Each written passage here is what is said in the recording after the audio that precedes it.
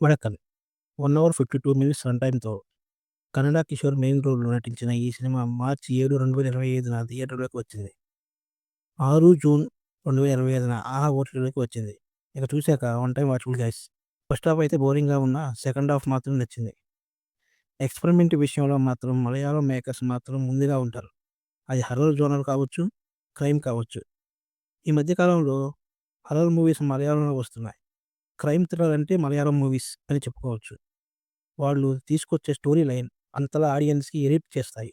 ఇక movie ప్లాట్‌కొస్తే movie starting ఒక reality షోతో start అవుతుంది.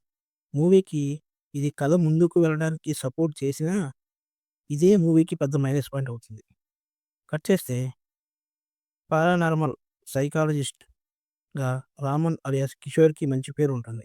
ఒకరోజు తన మాజీ లవర్ మేఘ కాల్ చేస్తుంది తనకి.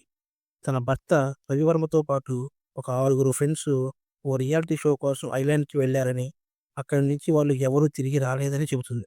వాళ్ళకి సంబంధించిన సమాచారాన్ని మీరు మాత్రమే కనిపెట్టగలరంటుంది. ఈ విషయంలో తనకి హెల్ప్ చేయమని అడుగుతుంది. రామన్ ఆ ఐలాండ్ గురించి అన్ని వివరాలు తెలుసుకోవడం మొదలుపెడతాడు. 400 ఏళ్లుగా ఆ ఐలాండ్‌కి ఎవరు వెళ్ళలేదు, వెళ్ళిన వారు తిరిగి రాలేదని తెలుసుకుంటాడు. బ్రిటిష్ వాళ్ళకు ముందు ఆ గిరిజన ప్రాంతంలో ఒక సంఘటన జరిగిందని, అందువల్లనే ఆ తరువాత అక్కడ బ్రిటిష్ వాళ్ళు ఉండలేకపోయారని తెలుస్తుంది. ఆ బ్రిటిష్ వాళ్ళు ఉండటానికి కట్టించిన ఆ బంగ్లాలోనే రియాలిటీ షో జరిగిందని తెలుసుకుంటాడు. అసలు ఆ ఐలాండ్‌లో ఏం జరిగి ఉంటుందనేది తెలుసుకోవడం కోసం తన మాజీ లవర్ మేఘాని, తన అసిస్టెంట్ అయిన డయానాను తీసుకొని రావణ్ అక్కడికి వెళ్తాడు. ఆ భయంకరమైన ఫారెస్ట్ ప్రాంతంలోని పాడుబడిన బంగ్లాలోకి వెళ్తారు. వాళ్ళకి అక్కడ ఎలాంటి సమస్యలు ఎదురయ్యాయి? ఆ అడవిలోకి వెళ్ళిన రియాలిటీ షో టీమ్‌కి ఏమైంది? అప్పటి ఆ గిరిజనుల కాలంలో అక్కడ ఏం జరిగింది? వాళ్ళు అసలు బ్రతికి ఉన్నారా? చనిపోయారా? లేక మిస్ అయ్యారా? అసలు ఆ రియాలిటీ షోలో ఏం జరిగింది? అనే ట్విస్టులతో థ్రిల్లింగ్‌గా వెళ్తుంది ఈ స్టోరీ.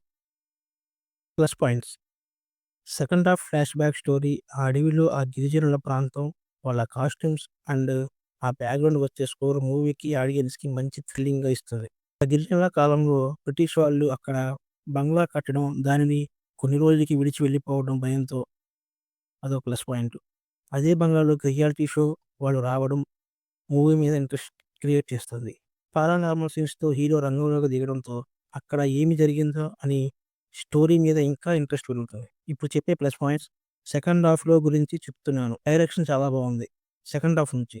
కైకోన్ నకహారా గారి సినిమాటోగ్రఫీ నెవర్ బిఫోర్ అని చెప్పుకోవాలి. ఆ ఫారెస్ట్ బ్యాక్‌గ్రౌండ్ అయితే చాలా బాగా తీశారు. మూవీకి ప్రాచీన కాలం నాటి ఎలిమెంట్స్ చాలా బాగా ఎడిట్ చేశారు. ఆ కేరళకు సంబంధించిన ఫెస్టివల్ అప్పుడు బ్యాక్‌గ్రౌండ్ విజిబుల్ మ్యూజిక్ ఇచ్చారు. మూవీకి చాలా బాగా సపోర్ట్ చేసిందని చెప్పుకోవాలి. కిషోర్ చేసిన ఆ లాస్ట్ సీన్ అయితే చాలా బాగా పెర్ఫార్మెన్స్ చేశారు.